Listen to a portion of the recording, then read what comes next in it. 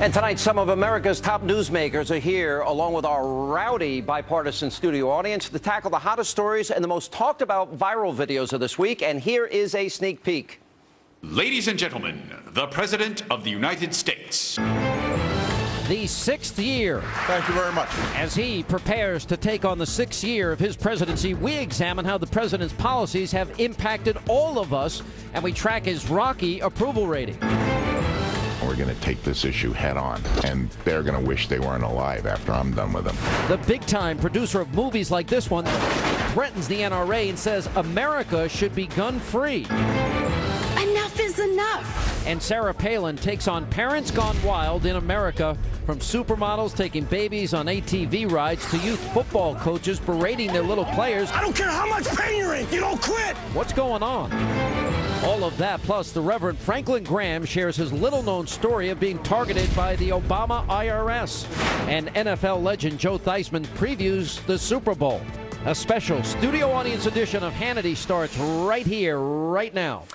All right, as Barack Obama embarks on the sixth year of his presidency, hope and change seems to be looking a whole lot more like doom and gloom. Now, before we bring in our lively audience for tonight's, well, thoughts on things and where they stand for the president, let's take a look at some of the numbers that have changed dramatically for the worse for the country during his tenure. Now, for starters, when Barack Obama entered the White House back in January 2009, his approval rating, it stood at a very healthy 68%. But today, well, the very same Gallup poll reveals only 39% of Americans approve of the way that he's handling his job in office.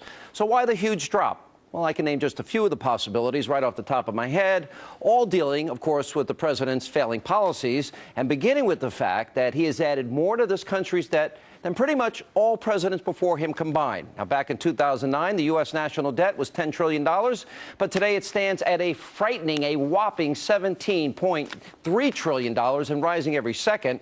Now, that's just plain scary. And for national security, well, for this country's standing in the world, for our children and our grandchildren, it's not looking good there either. And moving on, thanks to the president and his brilliant agenda, the poverty rate in America now has skyrocketed since he took office. Now, when 13.2% of Americans were living in poverty in 2009, today that number is 15%, or, get this, 46.5 million people living in poverty today in the United States. Now, why? Maybe because the average American family is now making far less money than it did when he took office. Median household income was almost $60,000 back in 2009. Today, it's about $52,000 per year per family. And because incomes are dropping, well, the number of Americans living on food stamps, well, that increased from 32 million in 2009 to a whopping 47 million Americans today. Now, those are the facts, and that's where things stand as the president now begins the sixth year of his presidency. So we bring in our studio audience for reaction. Hi, everybody. Good to see you. Jamu and Rick Unger sitting back to back. I like that. All right, let me put up on the screen, first of all, the biggest problem that the American people think when it comes to the problem in the country. How many think they know the answer what the biggest problem is? What is it, Doug? It's government. Government. It's a failure of our system to produce results, leading the economy to suffer, people to be underemployed, and people to feel hopeless about what's going on in Washington. This is your president, your party. If he's failing and he's a Democrat or Republican, we have to be honest, Sean. Okay, now let's put up the 7 most devastating economic statistics. Jamu and Rick, I want you guys to pay special close attention. 91.8 million Americans no longer in the workforce. Number of jobless working-age Americans has risen 9.6 million people since January 2009. 47.4 million Americans rely on food stamps. 10.98 million Americans receive disability checks. 1 in 3 Americans have felt or fell into poverty between 2009 and 2011. 42% of Americans say they are worse off financially than a year ago. The U.S. debt, he called $9 trillion irresponsible and unpatriotic. Now it's 17+ trillion. Rick Unger, can you admit this is failure? If you're going to put it that way. Look, you know, there's so many statistics you put there, and I actually agree with Doug to some extent. If government can do something about it and it goes wrong, then you have to blame government. There is something else at work here. Hold on a second. Yeah. This is his presidency. Yeah. He's had 5 years. Yeah. If you say it's George W. Bush's fault, I am going to assault you on national TV. Well, I might say it then, because that would be worth watching. But no, in fact, just the opposite. I think that so much of this is the result of business cycles. I don't blame George Bush. I don't blame Barack Obama. And you know what? When it turns around, I'm not going to give Barack Obama the credit either. Amy, It's 17 trillion cycles. in debt. Look at these numbers, 91 million Americans out of the labor force, the highest number in decades. That's not Obama's fault? That's a bill of indictment. And I think an even bigger problem is that the president hasn't kept his eye on the ball when it comes to this economic crisis. What did he spend the first few months of his presidency doing? A foolish and failed gun control agenda. You feel like this presidency has just really been lurching from fiasco to fiasco with no clear vision, no clear agenda. And today we're addressing the NSA. Why are we talking about the economy? 200 million text messages a day. I don't like it. All right, Jamu. You love the president. You defend the president every time you're on this program. Are you going to tell me that this is a record of success? It's a record of reality. In looking at who do I blame? A reality of success or Sean, failure? You asked who is to blame. No, I asked you if think this we is have success. That's what I asked. We have to look at the titans of industry. It is fantastic that the stock market has bounced back. It is fantastic that we had 4% GDP growth at the end of last quarter. But who has not benefited from this? The workers whose productivity is up.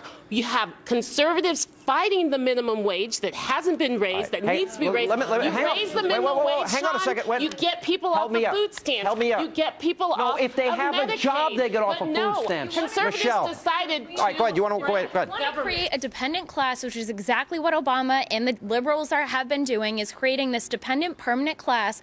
It's a war on poor. It's not a war on poverty. And they're creating it, and yet they say that the right is the one perpetuating it. No. Youth unemployment right now, 16.3%. That number wasn't up there, but that tells you right there, people my age and younger are hurting, and we are the ones subsidizing health care, Medicaid, Social Security, you name it.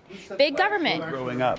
Okay, you want to go there? Because Yeah. my debt is saddled right now because of the older generation, and you look at what's happening with That didn't Obamacare answer my currently. question. Who subsidized you growing up?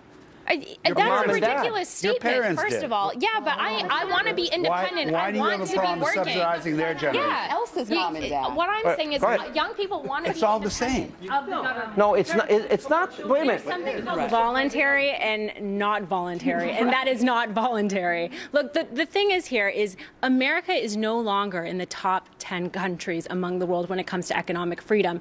And if you look why, it has to do with the fact that this administration continues to place more regulations, more rules on businesses, and it's not getting better. I mean, if you look at the economy in December, only 75,000 jobs were added. That is not progress. I don't see anything good about that. And if you look at the amount of people who've been unemployed for 27 weeks or more, it is holding steady at 3.9 million. It's worse than that. But hang on.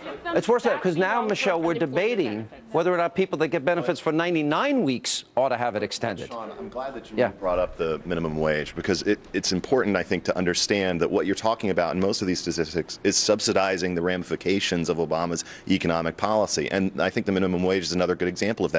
You can raise the price of labor, but you can't actually raise its value with government policy. And that means that all you're going to do is raise the cost to businesses to hire people, particularly at the low-skilled level. That's going to result in more people unemployed. All right, I'll tell you what, let me ask a quick question. How many worry that maybe America's better days, with all the debt, unfunded liabilities, how many think America's better days may be behind us? Sean, and if it That's does, right. if it How many does think- turn around, my generation loses. You know, you talk about the younger generation. My generation is the one that, when we start the recovery, it's too late for people my Well, you're age. still a teenager, Because so that's... I'm a little bit older than you are. So by the time this starts turning around, my retirement, the people my age, my peers, are not going to. It's not going to make it up. We don't have time to make it up. All right. So we are. This Hold on. affects our life. The American people know this. That's why President Obama's ratings are in the tank. He has got approval rating that's gone down into the 30s, and these are Nixonian numbers. And we don't even have a Watergate type of. No, we actually do. We have an IRS scandal, a Fast and Furious.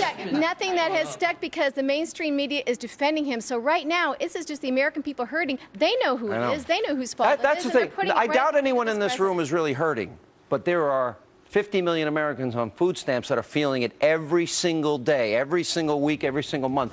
We're going to take a break. Are America's better days behind us? We're going to get to that. Also tonight, in case you don't know, there's two big major football games this weekend.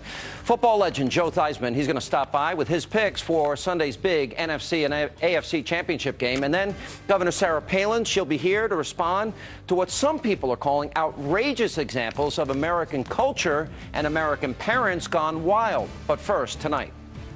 We're also going to make sure that we gather up the facts and hold accountable and responsible anybody who was involved in this. He vowed to get to the bottom of the IRS targeting scandal, but now the Obama Justice Department is working overtime to sweep that controversy under the rug.